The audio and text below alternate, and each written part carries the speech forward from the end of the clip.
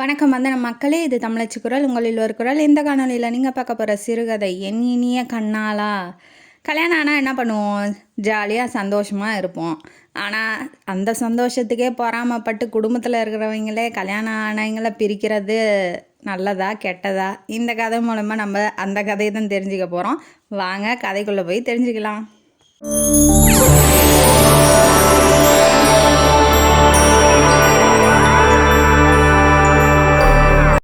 இந்த கதையோட ஆரம்பத்தில் ஆப்வியஸாக ஹீரோயினை தான் இன்ட்ரடியூஸ் பண்ணுறாங்க. ஹீரோயினி பேர் நிர்மலா. அவங்களுக்கு சின்ன வயசுலேயே அம்மா இல்லை, அப்பா மட்டும்தான். அப்பா ஒரு தமிழ் வாத்தியார், கவர்மெண்ட் டீச்சரு. அதனால் பென்ஷன் இப்போ ரிட்டையர் ஆகிட்டாப்புல. பென்ஷனோட குடும்பம் ஓடிக்கிட்டு இருக்கு.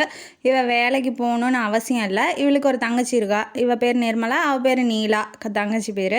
தங்கச்சி இப்போ தான் படிச்சுக்கிட்டு இருக்காப்புல. இவ படித்து முடிச்சுட்டா இப்போ ஒரு கம்பெனிக்கு ஜாபுக்கு போயிட்டுருக்கா. இது இவ போகணுன்னு அவசியம் இல்லை. இருந்தாலும் சரி அப்பாவுக்கு ஒரு ஹெல்ப்பாக இருக்கட்டும், எவ்வளோ நாள் அப்பா அதிலே சாப்பிட்டோம், அவரை உட்கார வச்சு சாப்பாடு போடணுன்னு ஒரு பொண்ணை ஆசைப்படுவா இல்லையா? அதனால் அவள் என்ன பண்ணுறான்னா வேலைக்கு போயிட்டு, அப்பா நீங்கள் எந்த வேலையும் செய்ய வேணாம், நானே பார்த்துக்கிறேன்ப்பா அப்படின்னு சொல்லிட்டு வீட்டு வேலை, ஆஃபீஸ் ஒர்க்கு எல்லாம் போட்டு செஞ்சுக்கிட்டு இருக்கிறா. வாழ்க்கையில் இப்படியே ரொட்டீன் லைஃப் நடந்துகிட்ருக்கு. அப்போ என்ன ஆகுது, வயசாகுது இல்லையா? அதனால் அப்பாவுக்கு கவலை இருக்கும் இல்லையா, கல்யாணம் பண்ணணும் அப்படின்னு சொல்லிட்டு. மாப்பிள்ளை பார்க்கட்டுமாம்மா, தரகர் வர சொல்லியிருக்கேன் அப்படின்னு சொன்னோன்னே இவ டென்ஷன் ஆயிடுறா. ஏன்ப்பா அது தேவையில்லாத செலவுப்பா, ஏற்கனவே 4-5 தடவை வந்துட்டு போயிட்டாங்க. இவ பார்க்க அழகாக தான் இருக்கா. இருந்தாலும் அழகு பக்கத்தில் இன்னும் கொஞ்சம் நகை இருந்தால் நல்லாயிருக்கும் இல்லையா? அதனால் வர்றவங்களாம் என்ன கேட்குறாங்க அப்படின்னா 50,000 60,000 போடுங்க அப்படின்னு சொல்லி கேட்குறாங்க. ஆனால் இவங்க ஏழைப்பட்ட குடும்பம் இல்லையா, 20,000 தான் போட முடியுது. இப்போ அது கூட கஷ்டம்தான். அப்போ அந்த ஆசிரியர் கதை எழுதும் போது 20,000 சொல்லியிருக்காப்புல. அதனால் 20,000 தான் போடுறாங்க. அதனால் என்ன ஆகுது அப்படின்னா, வர்றவங்களாம் 50-60ன்னு கேட்கறதுனால எனக்கு கல்யாணமே வேணாம்ப்பா, கடைசி வரைக்கும் நான் உங்கள் கூடயே இருந்துக்கிறேன் அப்படிங்கிற ஒரு மைண்ட் செட்டோடு இருக்கா. இப்போ அவருக்கு கன்வின்ஸ் பண்ணுறாரு, இல்லைம்மா அந்த தரகர் வேணான்ட்டேன், இப்போ என் ஃப்ரெண்டு மூலிமா ஒரு மாப்பிள்ளை பையன் வந்திருக்காப்புல, அதிகமாகலாம் கேட்காம நகையே வேணாங்கிறாப்புல. பொண்ணு அழகாக இருந்தால் அழகுன்னு தேவையில்ல, குணவதியாக, அதாவது நல்ல பொண்ணாக குடும்பத்தை பார்த்துக்கிற பொண்ணாக இருந்தால் போதும் அப்படிங்கிற மாதிரி கேட்டிருக்காப்புல. பேர் கிருபாகரன்மா, ஹீரோ பேர் கிருபாகரன்மா அப்படின்னு அவர் ஒரு ப்ரைவேட் கம்பெனியில் ஒர்க் பண்ணுறாப்புல அப்படின்னு சொல்லி டீட்டெயில்ஸ்லாம் சொல்கிறாப்புல. சரி ஓகே, அவளுக்கும் சரி இவ்வளோ தள்ளி போயிடுச்சு, ஒன்றும் வேணான்னு சொல்கிறாங்க, அப்பா கஷ்டம் இல்லாமல் இருக்கே, சரி நம்மளும் கஷ்டப்படுத்த வேணாம், வர சொல்லுங்கப்பான்னு சொல்லிட்டு போகிறா. ஆனால் அந்த பேரை கேட்டோன்னே மனசுக்குள்ளே இப்போ யாருக்காக இருந்தாலும் பெண்ணாக பிறந்தா அப்போ கல்யாணங்கிறது ரொம்ப முக்கியமான ஒன்று. அந்த கல்யாணம் நடக்க போகுது, சரி மாப்பிள்ளை எப்படி இருப்பார், இப்போ ஒரு எதிர்பார்ப்பு இருக்கும் இல்லையா எல்லாத்துக்கும், அந்த மாதிரி அவளும் எதிர்பார்த்து நினச்சி பார்க்குறா. கிருபாகரன் பேர் நல்லா இருக்குது, இப்படி இருப்பார் அப்படி இருப்பார், நகை வேணான்னு சொல்லிட்டாரு, இப்போ அவர் எப்படி ரொம்ப அசிங்கமாக இருப்பாரோ என்னென்னமோ நினச்சிக்கிட்டு ஆஃபீஸில் உட்காந்துட்டு இருக்கா. 5 மணிக்கு வரேன்னு சொன்னதுனால அவள் கொஞ்சம் சீக்கிரமாக கிளம்பி இப்போ வீட்டுக்கு வந்துட்டா. வீட்டுக்கு வந்தோன்னே அங்கே மாப்பிள்ளை வீட்டாரெலாம் வந்துட்டாங்க. மாப்பிள்ளை வரல, அவருக்கு ஏதோ ஒரு வேலை இருக்குதுன்னு சொல்லி வரல. மாப்பிள்ளை வீட்டில் இருக்க மாப்பிள்ளையோட அம்மா பேர் அன்னபூரணி, அக்கா பேர் யாமினி, தங்கச்சி பேர் மல்லிகா. எல்லாம் பொண்ணை பார்த்துக்கிட்டு இருக்காங்க. அப்பா இல்லை அவங்க வீட்டில். இப்போ இவங்க 3 பேரும் பார்த்துட்டு கொஞ்சம் சொந்தக்காரங்களாம் பொண்ணை ரொம்ப அழகாக இருக்கா, ரொம்ப சூப்பராக இருக்கா, அப்படி இப்படின்னு புகழாரம் சூட்டுறாங்க. சரி மாமியார் என்ன பண்ணுறாங்க, வருங்கால மாமியார் ரொம்ப பாராட்டுறாப்புல. நீ கவலைப்படாதம்மா, அவனுக்கு அம்மா இல்லைன்னு பயப்படாத, நான் அம்மாவாக இருக்கேன், நீ ஒன்றும் பயந்துக்காத அப்படின்னு சொல்லி எல்லாம் அக்கா தங்கச்சிங்க, மாப்பிள்ளையோட அக்கா தங்கச்சிங்கெல்லாம் ஆசையாக பேசும்போது அவளுக்கு என்னன்னா சரி ஓகே, இந்த குடும்பம் ஓரளவுக்கு நமக்கு செட் ஆக மாட்டேங்குது. ஏன்னா இவளுக்கு என்ன அப்படின்னா தனி குடும்பம்லாம் போகக்கூடாது, கூட்டு குடும்பமாக கும்பலாக வாழணும், அதை சொந்தக்காரங்களோட இருக்கணும் அப்படிங்கிறது அவளோட ஆசை. ஏன்னா சின்ன வயசுலேருந்தே அம்மா இல்லை இல்லையா, அதனால் எல்லாத்தையும் அரவணைச்சி நமக்கு அன்பு செலுத்தணும் எல்லாரும் அப்படின்னு சொல்லி நினைக்கிறா. இவளோட எண்ணம் நிறைவேறுமா என்னான்னு தெரியல. இவளுக்கு ஆனால் குடும்பத்தை பிடிச்சி போயிடுச்சு. சரிங்க நீங்கள் ஓகே சொன்னீங்கன்னா தேதி குறிச்சிடலாம் அப்படின்னு சொல்லி கேட்கும்போது பொண்ணோட அப்பா, ஹீரோயினியோட அப்பா என்ன சொல்கிறாரு, இல்லைங்க மாப்பிள்ளை ஒரு தடவை பார்த்துட்றோம், மாப்பிள்ளை ஒரு தடவை பார்த்துட்டு எங்களுக்கு மனசு திருப்தியாக இருக்குன்னு வாட்டி சரி நான் பார்க்க சொல்கிறேன் அப்படின்னு சொல்லிட்டு கிளம்பிடுறாங்க. இப்போ இவள் பஸ் ஸ்டாப்பில் வெயிட் பண்ணிகிட்டு இருக்கா. மாப்பிள்ளை சார் வராப்புல. இவளுக்கு தெரியாது இல்லையா, வீட்டுக்கு தான் வருவாங்க, பஸ் ஸ்டாப் இல்லாமல் வருவாங்க. அதனால் அவள் எதிர்பார்க்கல. அவன் நிற்கிறான், ஹலோ அப்படின்னு சொல்லி கூப்பிடும்போது இவள் டென்ஷன் ஆயிடுறான். எவனோ ஒருத்தன் நம்மளை ஹலோன்னு கூப்பிட்றான், இவனுக்கு எவ்வளோ தைரியம் இருக்குன்னு மூஞ்சில் டென்ஷனை காமிக்கும் போது அவன் சொல்லிடுறான், பயப்படாதீங்க நான் கிருபாகரன் அப்படின்னு சொல்லிடுறான். இவளுக்கு கொஞ்சம் வெக்கமாயிடுது. ஐயய்யோ! இப்படி வந்து நிற்கிறாப்புலையே ரோட்ல அப்படின்னவாட்டி, சரி நம்ம போய் காஃபி ஷாப்பில் காஃபி குடிச்சிட்டு பேசலாமா அப்படின்னு சொல்லி கூப்பிட்றாப்புல. ஒருத்தருக்கு ஒருத்தர் பேசிக்கிறாங்க. கான்வர்சேஷன் ஸ்டார்ட் ஆகுது. வருங்கால புருஷன் இல்லையா, அவரோட கண்ணை இவ பார்க்குறா. அவளுக்கும் பிடிச்சிருக்கு. அழகே தேவையில்ல, குணவதியாக இருந்தால் போதுன்னு நினைக்கிறாப்புல. இருந்தாலும் ரொம்ப அழகாக இருக்காளே அப்படின்னு சொல்லி அவளும் எதிர்பார்ப்பு தானே எல்லாத்துக்கும் இருக்கிறது. அவருக்கும் ரொம்ப பிடிச்சி போயிடுச்சு. ஒருத்தருக்கு ஒருத்தர் பார்த்துக்கிட்டு, ஐயோ இந்த பேச்சை நிறுத்தினா அப்படியே கிளம்பிடுவோமோ அப்படின்னு சொல்லி ஒவ்வொருத்தராக பேச்சை வளர்த்துக்கிட்டே இருக்காங்க. நீங்கள் என்ன பண்ணுறீங்க, நீங்கள் என்ன செய்கிறீங்க அப்படின்னு சொல்லி ஒவ்வொருத்தருக்கும் மனசில் பிடிச்சிருக்கு. 2 பேர்த்துக்கும் ரொம்ப பிடிச்சதுனால கல்யாணமும் ஏற்பாடு பண்ணிடுறாங்க. கல்யாணமும் நல்லபடியாக நடக்குது. நடந்தவுடனே இப்போ ஃபஸ்ட் நைட்டு ரூமுக்குள்ளே மேடம் போகிறாங்க. நல்லபடியாக நடந்து முடிஞ்சிருச்சு இல்லையா கல்யாணம், அதனால் ஃபஸ்ட் நைட் ரூமுக்குள்ளே போகிறாங்க. போனோடனே கிட்ட உட்கார வைக்கிறாப்புல, என்னாச்சு அப்படின்னு, ரொம்ப பயமாக இருக்கா அப்படின்னு சொல்லி பேச ஆரம்பிக்கிறாப்புல. இல்லை நான் வேலைக்கு போகலான்னு சொல்லியிருந்தேன் இல்லையா, அதை பற்றி என்ன நினைக்கிறீங்க அப்படின்ன வாட்டி, அவள் கம்பெனியில் 3 மாதம் லீவு போட்டு கல்யாணம் பண்ணியிருக்கா. அதனால் இப்போ 3 மாதம் டைம் இருக்கு இல்லையா, அதனால் 3 மாதம் குடும்பத்தில் அப்போ என்ன சுச்சுவேஷனோ அப்போ என்ன நடக்க போதோ அதை வந்து அப்போ முடிவு பண்ணிக்கலாம் அப்படின்னு சொல்லியிருப்பாப்புல. அதனால் இவளுக்கு ரொம்ப பிடிச்சி போயிருக்கும். ஏன்னா அப்போ முன்னாடியே வந்து ஒவ்வொருத்தரெலாம் ஆர்வ கோளாறு மாதிரி நான் ஒத்துக்கிறேன், எல்லாத்துக்கும் ஒத்துக்கிறேன் அப்படின்னு சொல்லிட்டு, இப்போ கல்யாணத்துக்கு அப்புறம் வேறு மாதிரி ஒத்துக்க மாட்டேன் அப்படின்னு சொல்லுவாங்க. ஆனால் அவன் வந்து அந்த மாதிரி எதுவும் சொல்லலை இல்லையா.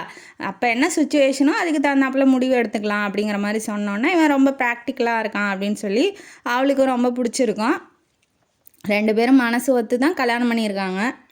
உங்களோட விருப்பு வெறுப்பு என்னன்னு சொன்னீங்கன்னா நான் அதுக்கு தகுந்த மாதிரி நடந்துக்குவேன் அப்படின்னு சொல்கிறாப்புல. யார் பொண்ணு ஃபஸ்ட் நைட் ரூமில் சொல்கிறாப்புல. அவர் என்ன சொல்கிறாரு, நீ போக போக தெரிஞ்சுக்குவியே, அதையே நான் சொல்லணும் அப்படின்னு சொல்கிறாப்புல. அவளை பற்றின எந்த விருப்பம் என்ன, உனக்கு என்ன பிடிக்கும் அப்படிலாம் அவனும் எதுவும் கேட்கல.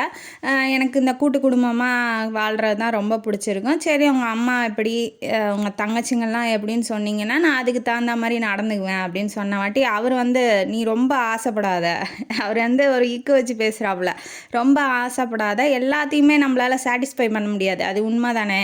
இப்போ என்னதான் அன்பை கொட்டி எல்லாம் பண்ணினாலும் எல்லாருமே எல்லாத்துலேயும் திருப்தி அடைய மாட்டாங்க இல்லையா. அதனால் அவன் என்ன சொல்கிறான்னா, நீ உன்னோட அன்பை செலுத்து, பதிலுக்கு அன்பு வந்தால் ஓகே, இருந்தாலும் நீ கவலைப்படக்கூடாது, எல்லாத்தையும் நம்மளால் சமாளிக்க முடியலையே அப்படின்னு சொல்லி நீ கவலைப்படாத அப்படின்னு சொல்கிறாப்புல.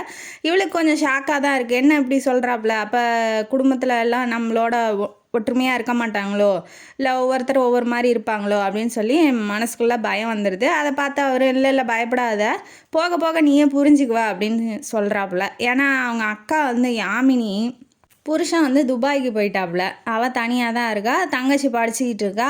அம்மாவுக்கு வந்து யாமினி புருஷன் விட்டு போயிட்டானே அப்படிங்கிற ஒரு கவலை இருக்குது. எல்லாத்தையும் இவள் சமாளிக்கணும் இல்லையா. இப்போ ஹனிமூனுக்கு போகிறாங்க. ஹனிமூனுக்கு போனோன்னே அங்கே நல்லபடியாக ஜாலியாக இருக்காங்க. எப்போதும் போல் ஹனிமூன்லாம் எந்த பிரச்சனையும் இல்லை. ஒரு 3-4 நாள் கழித்து வராங்க. வந்ததுக்கப்புறம் வீட்லேயும் வந்து சந்தோஷமாக தான் இருக்கிறாங்க. இருந்ததுக்கப்புறம் இவன் என்ன பண்ணுறா, இப்போ புது பொண்ணு, வேலை செய்யணும், எல்லாத்தையும் இம்ப்ரெஸ் பண்ணணும்னு நினப்பா இல்லையா. அப்போ அதுவும் இல்லாமல் இவள் கூட்டு குடும்பமாக வாழணும்னு நினைக்கிறா, தனியாக எங்கேயும் போகக்கூடாதுன்னு. அதனால் என்ன பண்ணுறா அப்படின்னா, சரி நம்ம சீக்கிரமாக எழுந்திரிச்சு வாசல்லாம் தெளித்து கோலம் போட்டு சமையல் வேலையை ஆரம்பிப்போம் அப்படின்னு சொல்லிட்டு நான் எந்திரிச்சு போய் குளிச்சுட்டு அப்போ வாசலுக்கு போகும்போது ஆல்ரெடி கோலம்லாம் போட்டு சோஃபாவில் அவங்க அம்மா உட்காந்துட்டு இருக்காங்க, ஹீரோவோட அம்மா. நீங்கள் போட்டுட்டிங்களா, நான் அதுக்கு தான் சீக்கிரமாக எந்திரிச்சு வந்தேன் அப்படின்ன வாட்டி, இது சீக்கிரமாம்மா, எது 5 மணிக்கே எந்திரிச்சிட்டா, இது சீக்கிரமா, இன்னும் கொஞ்சம் நீ சீக்கிரம் எந்திரிச்சாலும் நான் என் வேலையை செஞ்சுடுவேன், நீ எந்திரிக்கணும்னு அவசியம் இல்லை, எதுக்கு தேவையில்லாமல் நீ இதெல்லாம் பண்ணிகிட்ருக்க. அதாவது அவங்க எப்படி பேசுகிறாங்க அப்படின்னா, மாமியாருக்கே உண்டான ஒரு குத்தல் நையாண்டி இருக்கும் இல்லையா, அந்த மாதிரி பேசுகிறாங்க. இவளுக்கு ஆச்சரியமாக இருக்குது. பொண்ணு பார்க்க வரும்போது ரொம்ப அன்பாக குழஞ்சி நான் தாம்மா உனக்கு 2வது அம்மாங்கிற மாதிரி பேசினவங்க இப்போ இப்படி வாழைப்பழத்தில் ஊசி ஏற்றுற மாதிரி ஏற்றுறாங்களே, என்னவா இருக்கும். ஒருவேளை நம்ம லேட்டாக எந்திரிச்சு வந்ததுனால கோச்சிக்கிறாங்களோ, நாளையிலேருந்து நானே வந்து போடுறேன் அப்படின்னு சொல்லி சமாளிக்கிறா. இருந்தாலும் நீ அதெல்லாம் தேவையில்லம்மா, நீ புருஷனை மயக்கிற வேலையை மட்டும் பாரு, நான் இந்த வேலையெல்லாம் நான் பார்த்துக்கிறேன் அப்படின்ன வாட்டி என்ன மூஞ்சில் அடித்த மாதிரி பேசுகிறாங்க அப்படின்னு நினச்சிக்கிறா. நினச்சிக்கிட்டு சரி போ பெரியவங்க இவ தான் ஒத்துமையாக வாழணும்னு நினைக்கிறா இல்லையா, அதனால் எதுவும் பேசலை. கிச்சனுக்கு போகிறா, காஃபி போட்டு ஹஸ்பண்டுக்கு கொண்டு போய் கொடுக்கும்போது எப்படி இருக்குன்னு சொல்லுங்கள், எல்லாத்துக்கும் எதிர்பார்ப்பு இருக்கும் இல்லையா. அப்போ புருஷனுக்கு முதல்ல போட்டு தரோம், அவர் என்ன சொல்லணும்னு நினப்பா, நல்லா இருக்குது சூப்பராக இருக்குது அப்படின்னு சொல்லணும்னு நினப்பாங்க இல்லையா. அதே மாதிரி அவன் ஃபுல்ஃபில்லும் பண்ணுறான். நல்லா இருக்குமா, ரொம்ப நல்லா இருக்குது, இனிமேட்டு நீயே எனக்கு காஃபி போட்டு வா, உன் கை மனம் சூப்பராக இருக்குது, A1 காஃபி அப்படின்னு சொல்லி ரொம்ப பாராட்டி தள்ளுறான். அதனால அந்த வீட்டில் அவளுக்குன்னு இருக்க ஒரே ஆறுதல் புருஷன் மட்டும்தான். இவங்க இப்படி சந்தோஷமாக இருக்கிறது, ஜாலியாக இருக்கிறது, ஒருத்தருக்கு ஒருத்தர் அரவணைச்சிக்கிட்டு அன்பாக பேசுறது, பழகிறதெல்லாம் பார்த்தா அவங்க வீட்டில் இருக்கிறவங்களுக்கே பிடிக்கல. அதாவது மாமியாருக்கு, தங்கச்சிக்கு, அக்காவுக்கு யாருக்குமே பிடிக்கலங்கிறத எப்படி வெளிக்காட்டுறாங்க அப்படின்னா, இப்போ இவன் இப்போ வேலைக்கு போக ஆரம்பிச்சிட்டான். அதாவது லீவு முடிஞ்சு ஒரு 15 டேஸ் எடுப்பாங்க இல்லையா, லீவு முடிஞ்சு இப்போ வேலைக்கு போகிறான். போகும்போது அவங்க அம்மா என்ன சொல்கிறாங்க, அந்த வீல் சேரை ரிப்பேர் பண்ண சொன்னேன் பண்ணலையாப்பா அப்படின்னு சொல்லி வம்பளுக்க ஆரம்பிக்கிறாங்க. இல்லைம்மா பார்க்குறேன் அப்படின்னு சொல்கிறாப்புல. இவர் எப்படி அப்படின்னா, அம்மா எய்த்துலாம் பேச மாட்டாப்புல, ஏதாவது கத்துனா கூட கண்டுக்காமல் போயிடுவாப்புல, அந்த மாதிரி டைப்பு. அதனால் அவங்க அம்மாட்டெல்லாம் எய்த்து அவளால் ஹீரோயினியாலெலாம் பேசவே முடியாது. எதாவது பேசினா 1க்கு 2 போட்டு விட்டு அது சண்டை இது தேவையில்லாத வேலை. அதனால் அவள் அமைதியாக அவங்க ஏதாவது பேசினா கூட அமைதியாக போயிடுறது.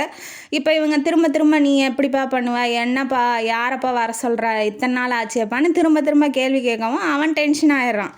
அம்மாட்ட கத்த முடியாது இல்லையா. அதனால் இவ ஃபைல் எடுத்துகிட்டு இருந்தாங்க, விட்டுட்டு போயிட்டீங்க அப்படின்னு சொல்லி ஃபைல் எடுத்துகிட்டு வந்து தரும்போது, இவ்வளோத்தையும் தூக்கிட்டு வரணும்னு என்ன அவசியம் இருக்குது, அவ்வளோ என்ன உனக்கு அர்ஜென்ட்டு அப்படின்னு சொல்லி ஃபஸ்ட் டைமு புருஷன் அன்பாக பேசி பழகி ரொமான்டிக் டைலாக்லாம் விட்டு பார்த்தவ ஃபஸ்ட் டைம் மூஞ்சில் அடித்த மாதிரி பேசினோன்னே அவளுக்கு ஷாக் அடித்த மாதிரி ஆயிடுச்சு.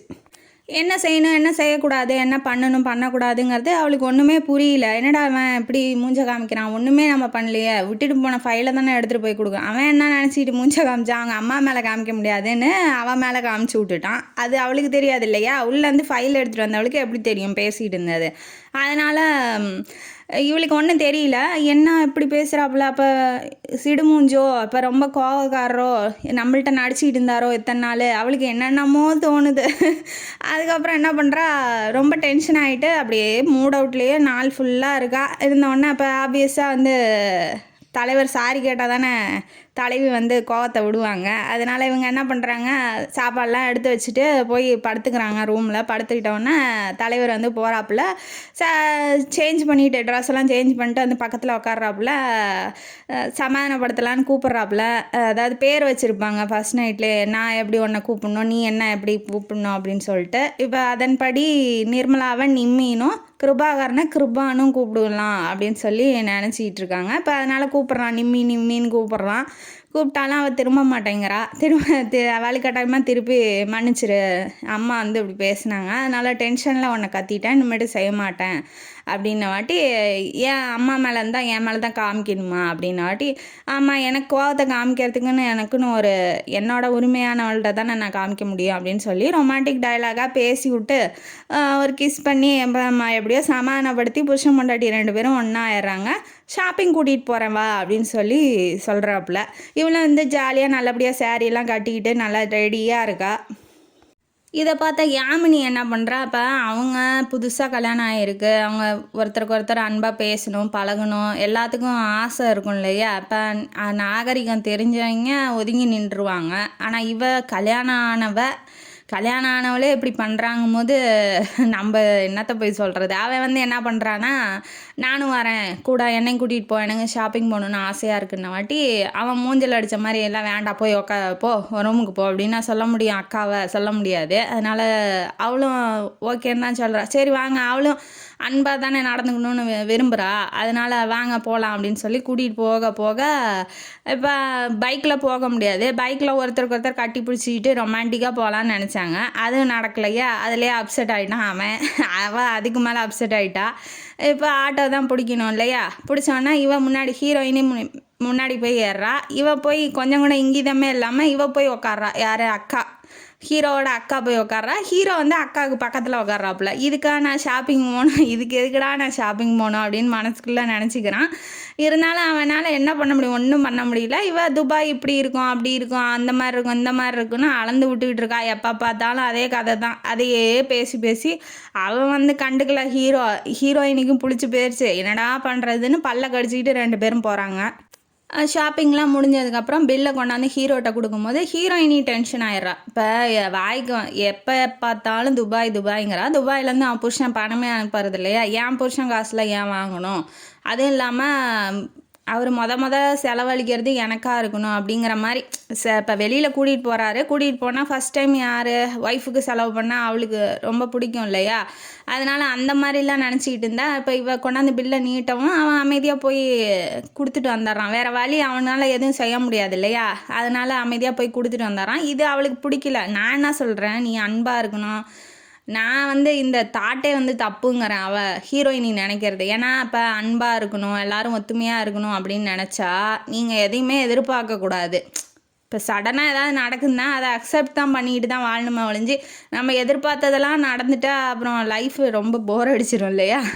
அதனால் அவள் நினைக்கிறதே தப்பு. நம்ம புருஷன் நம்மளுக்கு தான் செலவு பண்ணணும், அக்கா தானே, கூட பிறந்த அக்கா தானே, அக்காவுக்கு தானே செலவு பண்ணுறான், அதையே நீ இப்படி நினைக்கணும். இருந்தாலும் புது தம்பதிகள் இல்லையா, அதனால் கொஞ்சம் எதிர்பார்ப்பு அதிகமாக இருக்குது. அதுவும் தப்பு இல்லை தான், 2 பக்கமும் தப்பு இல்லை. இருந்தாலும் இவ இப்படி நினச்சிட்டு இப்போ வரும்போது அதே மாதிரி ஆட்டோ பிடிச்சி வீட்டுக்கு வந்துடுறாங்க. அந்த ஷாப்பிங்கும் போயிடுச்சு வேஸ்ட்டாக. இனிமேட்டு ஷாப்பிங்கே போகக்கூடாது அப்படின்னு முடிவு பண்ணிக்கிட்டாங்க. அடுத்தது என்ன பண்ணுறா, இப்போ தங்கச்சி இருக்கா இல்லையா மல்லிகா, இப்போ யாமினியாவது ஏதாவது வந்து என்ன பண்ணுறா ஏது பண்ணுறேன்னு கேட்பா. மாமியார் சுத்தம் மோசம், மூஞ்சல் அடித்த மாதிரியே பேசிகிட்டு இருக்காங்க. சின்ன பொண்ணு மல்லிகா தங்கச்சி, அதாவது ஹீரோவோட தங்கச்சி மல்லிகா வந்து அதிகமாக பேச மாட்டா. அதனால் என்ன பண்ணுறான்னா, போய் ஏதாவது உனக்கு ஹெல்ப் வேணுமா அப்படின்னு சொல்லி கேட்குறா. அப்புறம் அந்த ப்ராஜெக்ட்லாம் ட்ராயிங் பண்ணும், அதெல்லாம் போய் பண்ணி கொடுக்கவும் அண்ணன் தேங்க்யூன்னு சொல்லி ரொம்ப நல்லா பேசுகிறா. அதுலேருந்து மல்லிகா வந்து ஓரளவுக்கு பேச ஆரம்பிக்கிறா. சரி ஓகே, ஓரளவுக்கு எல்லாத்தையும் சாட்டிஸ்ஃபை பண்ணி ஓரளவுக்கு நம்மள்ட்ட அன்பு காமிக்கிற மாதிரி நம்ம அன்பு செலுத்தணும் அப்படிங்கிற மாதிரி நினச்சிக்கிட்டு எல்லாத்துக்கிட்டையும் பேசிகிட்டு இருக்கா. இப்போ என்ன ஆகுது அப்படின்னா, யாமினி ஏன் அந்த வீட்டில் இருக்கணும், அவங்க புருஷன் வீட்டுக்கு ஏன் போகல, துபாய்க்கு ஏன் போகல அப்படின்னு சொல்லி ரொம்ப நாள் டவுட்டாக இருக்கும். அப்போ வந்து அக்கா தங்கச்சி 2 பேரும் சண்டை போட்டுக்கிறாங்க. என்னன்னா, ஒரு ட்ரெஸ்ஸுக்காக நீ ஏன் இந்த போடுற, நீ ஒரு குண்டு மல்லிகான்னு தங்கச்சி வந்து அக்காவை திட்டிடுறா. அக்கா வந்து ஆமாம் நான் குண்டாக இருக்கேன்னா என்னை விட்டுட்டு போனாங்க, எங்கள் அம்மா அப்பா ஒன்றை தான் அவன் புருஷன் விட்டுட்டு போயிருக்கான் அப்படிங்கிற மாதிரி அவ திட்டுறா. இதுங்க 2 சண்டை எப்படி இருக்குது அப்படின்னா, அக்கா தங்கச்சி சண்டை மாதிரி இல்லை, ஏதோ பங்காளி சண்டை மாதிரி போட்டுக்கிட்டு இருக்குங்க. இதை கேட்டோன்னே அவளுக்கு ஷாக்கு. ஹீரோயினுக்கு என்ன இப்படி சண்டை போட்டுக்கிறாங்க அப்படிங்கிற மாதிரி. இப்போ அக்கா தங்கச்சி எல்லாருமே இப்படி தான் சண்டை போடணுன்னு ஏதாவது ரூல்ஸ் இருக்கான்னு, அவளோட குறை இவளோட குறை ஒருத்தருக்கு ஒருத்தர் மாற்றி தானே சொல்லிட்டு சண்டை போடுவாங்க. அந்த மாதிரி இவங்க 2 பேரும் போட்டதில்லையாட்டங்குது, ஹீரோயினியோட தங்கச்சியும். அதுக்கு மாறாக அவங்க போடும்போது இவளுக்கு கொஞ்சம் வியர்டாக இருக்குது. அப்போ தான் தெரியவும் வருது, புருஷன் வந்து விட்டுட்டு போயிருக்கான்.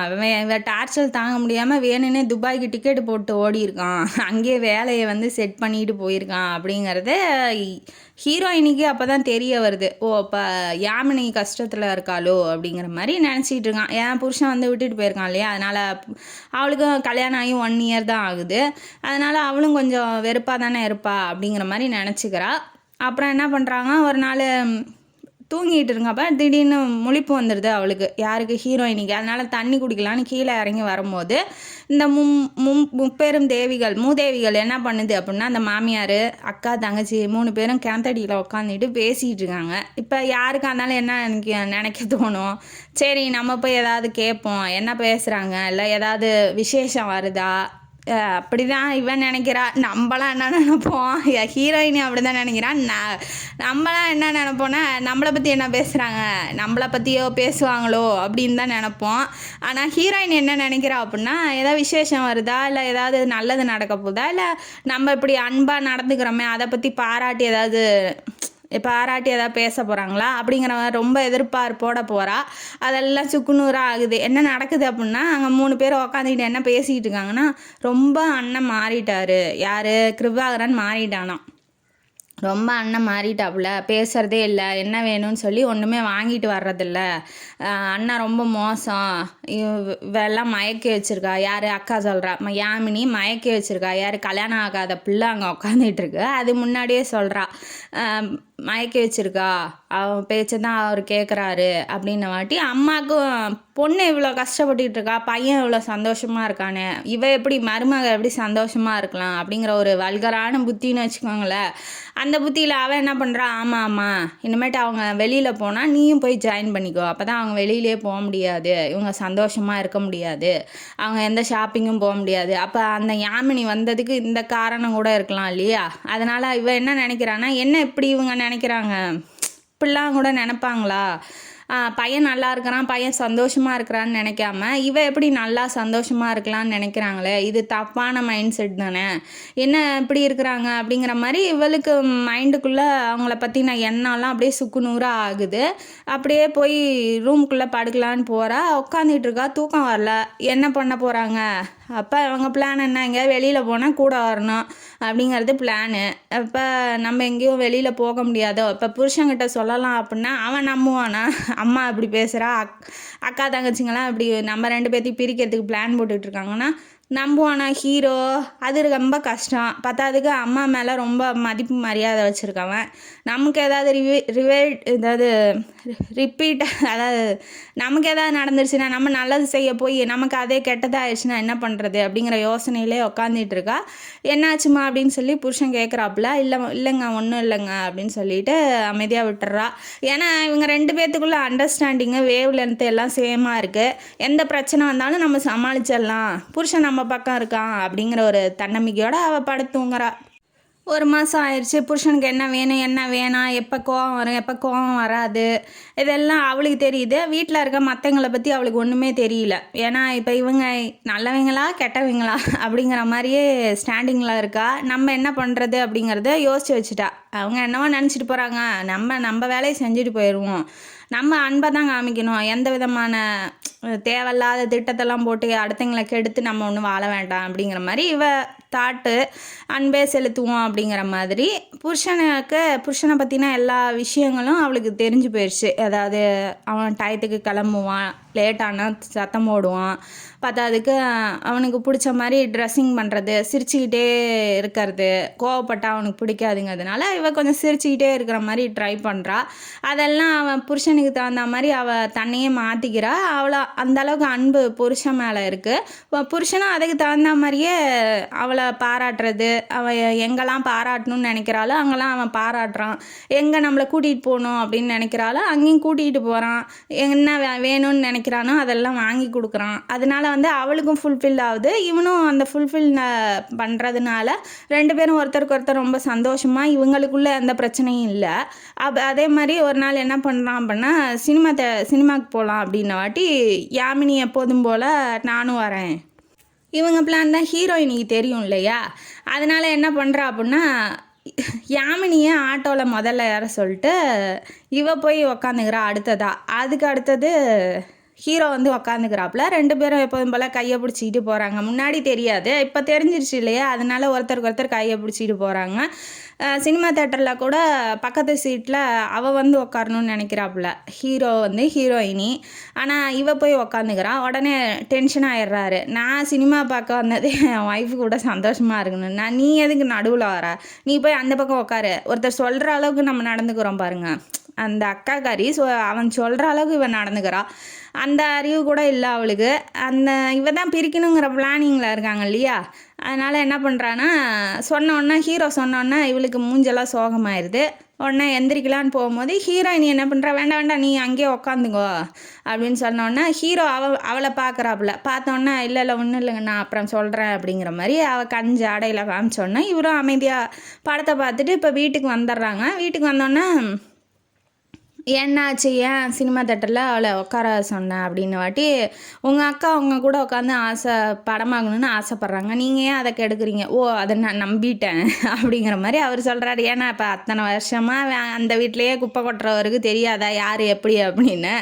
உடனே சரி நீ என்கிட்ட இப்போதைக்கு சொல்ல விரும்பலை, எப்போ சொல்கிறியோ அப்போ சொல்லு அப்படிங்கிற மாதிரி அந்த மேட்ரை அதோட விட்டுறாப்ப. ஏன்னா இப்போ இது தேவையில்லாத சண்டையை விளை வச்சிரும். எப்படா சண்டை வரும் இதுங்க ரெண்டு பேத்துக்கு மூட்டி விட்டு நம்ம குளிர்காயலான்னு அங்கே வீட்டில் இருக்கிறதுங்களாம் பிளான் போட்டுட்ருக்குங்க. அதனால் அதுக்கு இடம் கொடுக்கக்கூடாது அப்படிங்கிற மாதிரி இவன் நடந்துக்கிறா. மாமியார் என்ன தான் பண்ணாலும் அவங்களோட மனசில் இடம் பிடிக்கணும் அப்படின்னு சொல்லி ரொம்ப ஆசைப்பட்றா. அதனால் அவரோட புருஷன் செத்து போயிட்டார் இல்லையா, அதனால் அவங்க ஃபோட்டோவுக்கு பொட்டு வைக்கிறது, விளக்கேற்றுறது, பூ போடுறது அதெல்லாம் வந்து நான் பார்த்துக்கிறேன் அப்படின்னு சொல்லி யாமினிகிட்ட சொல்கிறா. சொன்னதுக்கப்புறம் சரி எனக்கு ரொம்ப சந்தோஷம்னு அவள் போயிடுறா. இவள் இப்போ பொட்டு வச்சு பூ போடும் போது அவள் வந்து பார்த்துட்றா. மாமியார் வந்து பார்த்தோன்னா உன்னை யார் இதெல்லாம் செய்ய சொன்னது? நான் உன்னை செய்ய சொல்லவே இல்லையே, நீ உன் வேலையை பார்த்துட்டு போ, யாமினி உனக்கு கை இல்லையா, நீ செய்ய முடியாதா அப்படின்னு சொல்லி சத்தம் போடவும் அவளுக்கு ரொம்ப ஹர்ட் ஆயிடுச்சு. என்ன இவங்க எது செஞ்சாலும் நம்மளை குத்தம் குறை சொல்கிறாங்களே அப்படிங்கிற மாதிரி. அதனால் வந்து அதை அப்படியே விட்டுட்டா. அவங்க பேசுறது பழகி போயிடுச்சு. அதனால் அதை பெருசாக எடுத்துக்கல. ஒரு நாள் என்ன ஆகுது, லெட்டரோட இப்போ வீட்டுக்கு வராப்புல ஹீரோ வந்து லெட்டரோட வந்தோடனே அவன் வந்து என்னாச்சு ஏன் அப்படின்னாட்டி எத்தனை நாள் அந்த நாடகம் போட்டுட்ருக்கா அப்படின்னு சொல்லி ஹீரோயினிகிட்ட கேட்குறாப்புல. அவளுக்கு ஒன்றும் புரியல, என்ன நாடகம் என்ன அப்படின்னு சொன்னோன்னா, சேகரை உனக்கு தெரியுமா அப்படின்னாட்டி தெரியுமே, காலேஜில் என் பின்னாடியே சுற்றிட்டு இருந்தான் அப்படின்னாட்டி நீ ஏன் அதை சொல்லலை, நீ என்கிட்ட முன்னாடியே சொல்லியிருக்கணும்ல, கல்யாணம் ஆகிறதுக்கு முன்னாடி அதாவது ஃபஸ்ட் நைட் அப்போயாவது சொல்லியிருக்கணும்ல, நான் அந்த மாதிரி என் காலேஜில் பின்னாடி ஒருத்தன் வந்தான், அவனை நான் கண்டுக்கல அப்படிங்கிற மாதிரி, இல்லை அவனை காதலித்தேன், ஏதாவது ஒன்று சொன்னால் தானே எனக்கு தெரியும். லெட்ரு போட்டு ஒருத்தன் விசாரிக்கிற வரைக்கும் நீ என்ன பண்ணிகிட்டு இருந்த, அப்போ உனக்கு எல்லாமே தெரியும், எல்லாம் மறைச்சி என்னை கல்யாணம் பண்ணிக்கிட்ட அப்படிங்கிற மாதிரி அவன் வந்து ஹியூமிலேட் பண்ணும்போது அவளுக்கு ஒன்றும் புரியல. என்ன இவராக ஏதாவது பொய் அடுக்கிக்கிட்டே போகிறாப்புல, எனக்கு ஒன்றும் புரியலையே அப்படின்னாட்டி லெட்டரை கொடுக்குறாப்புல. பிரித்து படிக்கிறான். அவன் சேகருங்கிறவன் காதல் வசனமாக எழுதி தள்ளியிருக்கான். நம்ம இங்கே கட்டி பிடிச்சோம், அங்கே முத்தம் கொடுத்தோம், இங்கே பண்ணோம், இங்கே ஊர் சுற்றினோம், இங்கே இதுக்கு போனோம் அதுக்கு போனோம், நீ வந்து கல்யாணம் ஆகிட்ட இருந்தாலும் பரவாயில்ல, அவன் புருஷனோட நல்லாரு, பெரிய தர்மராஜா இவர் வாழ்த்துறாரு, புருஷனோட நீ நல்லாரு அப்படிங்கிற மாதிரி லெட்டரில் எழுதியிருக்கோமா. இவன் என்ன சம்மந்தமே இல்லாமல் எழுதியிருக்கான், இவனை நம்ம கட்டி பிடிச்சி முத்தம் கொடுத்தம்மா, இதெல்லாம் பொய்ங்க நம்பாதீங்க அப்படிங்கிற மாதிரி அவள் சொல்கிறா. இருந்தாலும் அவன் நம்ப மாட்டேங்கிறான். இப்போ தெரியல அப்படின்னா இப்போ முன்னாடியே சொல்லியிருந்தா இந்த லெட்ரு அவ்வளோவா பாதிப்பு ஏற்படுத்தியிருக்காரு. மறைக்க வேண்டிய அவசியம் என்ன? இப்போ ஒன்றும் இல்லை அப்படின்னா அதை ஏன் மறைக்கணும் அப்படின்னு நினைக்கிறான். ஒன்றும் இல்லைங்கும் போது அதை ஏன் சொல்லணும் அப்படிங்கிறத அவள் பாயிண்ட் ஆஃப் வியூவை ஒத்துக்க மாட்டேங்கிறான். பத்தாதுக்கும் அவள் டைரியை வேறு எடுக்கிறான். இதை பற்றி நீ உன் டைரியில் எழுதியிருப்ப தானே, டைரியை கொடு அப்படின்னாட்டி டைரியை திருப்பும் போது அதை பற்றி நான் எழுதியிருக்கா, நான் உன்னை காதலிக்கிறேன், நீ இந்த மாதிரி கெட்டவன் ஆகிட்ட, அதனால் நான் உன் காதலை வந்து ரிஜெக்ட் பண்ணிட்டேன் அப்படிங்கிற மாதிரி எழுதியிருக்கான். இதெல்லாம் நான் எழுதவே இல்லை. என்னோடய ஹேண்ட் ரைட்டிங்லேயே யார் எழுதியிருப்பா, நான் இவ்வளோ எழுதவே இல்லையே. இப்போ எழுதினவளுக்கு தெரியாதா எவ்வளோ எழுதணும் அப்படிங்கிறது? அவள் பாதி பக்கம் மட்டும்தான் எழுதியிருக்கா. இந்த மாதிரி ஹெட்மாஸ்டர்கிட்ட கம்ப்ளைண்ட் பண்ணி, அதாவது பிரின்ஸிபல்கிட்ட கம்ப்ளைண்ட் பண்ணியிருக்கா. அவனை காலேஜை விட்டு நீக்கியிருக்காங்க. இதெல்லாம் வந்து செருப்படி வாங்கியிருக்கான். இதெல்லாம் வந்து அதில் எழுதியிருந்ததெல்லாம் மனசுக்குள்ளே இருக்குது, அதில் எழுதலை. இந்த மாதிரி பின்னாடி சுற்றுறான், ஹெட்மாஸ்டர் பிரின்ஸிபல்கிட்ட கம்ப்ளைண்ட் பண்ணிட்டேன் அப்படிங்கிற மாதிரி மட்டும்தான் எழுதியிருந்தா. ஆனால் அதுக்கப்புறம்லாம் நான் இன்னும் உன்னை காதலிக்கிறேன், நீ என்னை விட்டு ஏன் பிரிஞ்ச அப்படிங்கிற மாதிரி காதல் டைலாக்லாம் எழுதியிருக்கு. ஆனால் இதெல்லாம் நம்ம எழுதலையே அப்படிங்கிற மாதிரி அவளுக்கு வேர்த்து விறுவிறுத்து கொட்டுது. இதெல்லாம் நம்ம பண்ணவே இல்லையே, யார் பண்ணியிருப்பா அப்படிங்கிற மாதிரி யோசிக்கிறா. புருஷன் எதையுமே நம்ப விரும்பலை இல்லையா, அதனால் என்ன பண்ணுறான், அவன் பொட்டி பொடிக்கையெல்லாம் பேக் பண்ணி உங்கள் அம்மா வீட்டில் கொண்டு போய் விட்டுறேன், நீ இனிமேட்டு என்கிட்ட இருக்க வேண்டாம் அப்படிங்கிற மாதிரி சொன்னோன்னே, என்னை பற்றின என்னோடய பாயிண்ட் ஆஃப் வியூவில் என்னை பற்றின விஷயத்த நான் சொல்கிறதுக்கே நீங்கள் அனுமதிக்கலைன்னா என் மேலே நம்பிக்கை இல்லையா உங்களுக்கு? இத்தனை மாதம் வாழ்ந்துருக்கோம், ஏன் ஒரு தடவை கூட நான் இதை செஞ்சுருக்க மாட்டேன்னு நீங்கள் நம்ப மாட்டேங்கிறீங்க அப்படின்ன வாட்டி இன்னும் என்ன நாடகம் போட போகிற அப்படியே தான் பேசுகிறான். அவனால் நம்ப முடியல. பத்தாதுக்கு கிளம்புன்ட்டான். அதுக்கு மேலே அவள் எதுவும் பேச விரும்பலை. சரின்ட்டு பெட்டி பெருக்கெல்லாம் கட்டிட்டா. இப்போ வெளியில் அம்மா கேட்டாங்க அப்படின்னா, அப்பாவுக்கு உடம்பு சரியில்லை அப்படின்னு சொல்லு, நான் வீட்டுக்கு போகிறேன் அப்படின்னு சொல்லுன்னு சொல்லியிருக்கான். அப்படியே சொல்கிறா. அவள் வீட்டுக்கு கூட்டிகிட்டு போய் விட்டுறான். அங்கே அவங்க அப்பாட்ட ஹீரோயினியோட அப்பாட்ட என்ன சொல்கிறான் அப்படின்னா, நான் கொஞ்சம் வெளியூருக்கு வேலை விஷயமா போகிறேன், அதனால் இங்கேயே இருக்கட்டும் அப்படிங்கிற மாதிரி சொல்கிறான். நான் அவங்கள்ட்ட தனியாக பேசணும்னு கூப்பிட்டோன்னே திரும்ப வந்து என்னை கூட்டிகிட்டு போகிறதா ஐடியா இருக்கா இல்லையா அப்படின்னு சொல்லி கேட்குறா. நான் யோசிக்கிறேன் அப்படின்னு சொல்லிட்டு அவனும் போயிடுறான். அவள் ரொம்ப ஹர்ட் ஆகிட்டா. என்னடா அது, நம்ம பிரச்சனையை நம்மளே விலைக்கு சொல்ல முடியல, நம்மளை நம்பவே இல்லையா அவர், இத்தனை மாதம் வாழ்ந்துருக்கோம், ஒரு தடவை கூட என்ன அந்த மாதிரி பார்வையில் இவரால் எப்படி பார்க்க முடியுது அப்படிங்கிற மாதிரியே இவ யோசிக்கிறா. இதெல்லாம் யார் செஞ்ச வேலை? ஆப்வியஸாக அவங்க அக்காக்காரி யாமினி இருக்கா இல்லையா, அவள் செஞ்ச வேலை தான். ஏன்னா டைரியை ஒரு நாள் எடுத்து படிச்சுட்டு இருந்திருப்பா, அதை இவ பார்த்துருப்பா, யார் ஹீரோயினி. இருந்தாலும் இதை சொன்னால் அவன் நம்புவானா? அவங்க அக்கா தான் இதெல்லாம் பண்ணுறேன் அப்படின்னு சொன்னால் ஏற்கனவே நம்மளே நம்ப மாட்டேங்கிறான், நம்ம சொல்கிறத போய் எங்கே நம்ப போகிறான் அப்படின்னு சொல்லிட்டு அவள் சோகத்தின் உச்சகட்டமாக ஆயிடுறா. ரொம்ப சோகமாக ஆயிடுறா. புருஷன் இல்லாமல் இருக்கிறதே அவளுக்கு பிடிக்கவே இல்லை. ரொம்ப கஷ்டப்படுறா. என்ன இப்படி பண்ணிட்டாப்புல, இப்படி செஞ்சிட்டாரே, ஏன் இப்படி பண்ணணும் அப்படிங்கிற மாதிரியே ரொம்ப டல்லாயிட்டா. ரொம்ப அதிகம் சாப்பிட்றதில்ல. ஆப்வியஸாக எல்லாத்துக்கும் இருக்கும் இல்லையா, அதுவும் இல்லாமல் இப்போ தான் கல்யாணமே ஆயிருக்கு. அதனால் ரொம்ப வெக்ஸ் ஆகிட்டா. அவள் கோயிலுக்கு போவா, ரொம்ப நேரம் கோயிலில் உட்காந்துருந்துட்டு தான் வருவா. அந்த மாதிரி ரொட்டீன் லைஃப் இந்த பக்கம் போயிட்டுருக்கு. இவன் என்ன வீட்டுக்கு வந்துட்டு யோசிக்கிறான் அப்படின்னா, அவள் ஒரு தடவை கூட மூஞ்சில் அடித்த மாதிரியோ இல்லை வேண்டா வெறுப்பாவும் நம்ம கூட வாழ்ந்த மாதிரி எனக்கு தெரியல. இன்னொருத்தனை லவ் பண்ணியிருந்தா அவள் ஏதாவது ஒரு இடத்துல நம்மள்ட்ட தெரிஞ்சிருக்கும் இல்லையா, நம்மள்ட்ட பேசுறது பழகிறது அந்த மாதிரி இருக்கிறதெல்லாம் தெரிஞ்சிருக்கும் இல்லையா, ஏன் இவ சொல்கிறத நம்ம நம்பலை அப்படிங்கிற மாதிரி யோசிக்கிறான். அதுக்கப்புறம் தான் யோசிச்சுட்டு அந்த டைரியிலேயே அவள் ஃப்ரெண்டு ஹீரோயினியோட ஃப்ரெண்டு பேர், அட்ரஸ்ஸு, ஃபோன் நம்பர்லாம் இருக்கும். அவளுக்கு ஃபோன் பண்ணுறான். ஃபோன் பண்ணிவிட்டு இந்த மாதிரி ஷேகருங்கிறவன் என் ஃப்ரெண்டோட தம்பிம்மா, அவன் வந்து என் ஃப்ரெண்டோட தங்கச்சி மேலே பின்னாடியே சுற்றி லவ் லெட்டர்லாம் அனுப்பிச்சிட்டு இருக்கான், யாருமா லவ் பண்ணாங்க காலேஜில் அந்த மாதிரி விசாரிக்கிறான். ஏன்னா இவன் டைரெக்டாக போய் இவன் பின்னாடி சுற்றினானா, அவன் புருஷன் பேசுகிறான்னா இவளுக்கு கேவலமாயிரும்ல, யாருக்கு, ஹீரோயினிக்கு. அதனால் இவன் ஃப்ரெண்டு அப்படிங்கிற மாதிரி போட்டு பேசினோன்னா அவன் என்ன சொல்கிறான், ஆமாம் என் ஃப்ரெண்டு இந்த மாதிரி நடந்துச்சு, அவள் பின்னாடியே சுற்றினான், யார், நிர்மலா பின்னாடியே சுற்றினது அவள் போய் பிரின்ஸிபல்கிட்ட கம்ப்ளைண்ட் பண்ணிட்டா. கம்ப்ளைண்ட் பண்ணோன்னே அவளை காலேஜை விட்டே நீக்கிட்டாங்க, அவன் அவமானம் தாங்க முடியாமல் வடக்கு பக்கமாக வேலைக்கு போயிட்டான் அப்படிங்கிற மாதிரி சொன்னோன்னே தான் இவன் நம்புகிறான். ஓ, அப்போ அதையும் அவள் அதை தானே சொன்னான், ஏன் நம்ம நம்பாமல் விட்டுட்டான், அப்போ இது யார் செஞ்ச வேலை அப்படின்ன வாட்டி தான் இது யாமினி செஞ்ச வேலை அப்படின்னு சொல்லி கண்டுபிடிக்கிறான். ஏன்னா இப்போ 3 பேர் என்ன பண்ணுறாங்க, அவள் போகும்போது, ஊருக்கு போகும்போது திருன்னு ஒருத்தருக்கு ஒருத்தர் பார்த்துக்கிறாங்க. பத்தாவதுக்கு ரொம்ப ஜாலியாக இருக்கா யாமினி, ரொம்ப சந்தோஷமாக இருக்கா. அண்ணன் வாழ்க்கைக்கு எடுத்து விட்டு ரொம்ப சந்தோஷமாக இருக்கா. வாங்க நான் இங்கே போகலாம் அங்கே போகலாங்கிறா. பத்தாவதுக்கு அம்மா அதை பற்றின எந்த கேள்வியுமே கேட்கல. இதெல்லாம் பார்த்தோன்னே சரி இவ தான் பண்ணியிருப்பா, இவ பேச்சை கேட்டுட்டு அம்மா தங்கச்சி எல்லாம் ஆடுறாங்க அப்படிங்கிற மாதிரி இவன் கண்டுபிடிச்சிட்டான். வேலையாக என்ன பண்ணுறான், இவளை முன்ன பேக் பண்ணணும் அப்படின்னு சொல்லிட்டு துபாயில் இருக்கான். அவன் புருஷனுக்கு ஃபோனை போட்டுட்டே உன் பொண்டாட்டி கூட வாழ்றியா இல்லையாடா அப்படின்னு சொல்லி வர வச்சு அவங்க கம்பெனி ஃப்ரெண்டு மூலயமா ஒரு கம்பெனியில் ஒரு ஜாப் அரேஞ்ச் பண்ணி நீ அங்கேயே போ, உன் பொண்டாட்டியை கூட்டிகிட்டு போ அப்படின்னு சொல்லி தனி கொடுத்தனவங்க கண்டு போய் வச்சு அவங்க வாழ்க்கையை செட்டில் பண்ணி விட்டுட்டான். ஏன்னா இனிமேட்டு இவளை வீட்டில் வச்சுக்கிட்டு இருந்தான், நம்ம வாழ்க்கை நாசமாயிரும்னு அவனுக்கு தெரியுது இல்லையா. நான் என்ன சொல்கிறேன், இதை முன்னாடியே நீ செஞ்சுருக்கணும், கல்யாணம் ஆகிறதுக்கு முன்னாடியே. எப்படியா இருந்தாலும் அக்கா தங்கச்சி இப்படி இருக்கும்போது நம்ம ஜாலியாக இருந்தால் அவங்க என்ன நினப்பாங்கங்கிறது பேசிக்காக எல்லாத்துக்கும் தெரிஞ்சிருக்கணும். ஆனால் இவன் அதெல்லாம் கண்டுக்கல. இவனும் புது மாப்பிள்ளை தானே, ஏதாவது ஒரு இப்போ கை கால் வலி அப்படின்னா வலிக்கும் போது தான் நம்ம பார்க்கணுமே ஒழிஞ்சு காலெல்லாம் அடிபட்டு வீங்கி ரத்தம் வரும்போது ஆப்வியஸாக எல்லோரும் பார்க்க தான் செய்வாங்க. அப்போ பார்த்து நீ என்ன பண்ண போகிற அப்படிங்கிற மாதிரி தான் எனக்கு தோணுது. ஏன்னா இப்போ வீட்டில் அவங்கெல்லாம் ரொம்ப சோகமாக இருக்கா, புருஷன் கூட இல்லை, அவளும் புதுசாக தானே கல்யாணம் பண்ணியிருக்கா.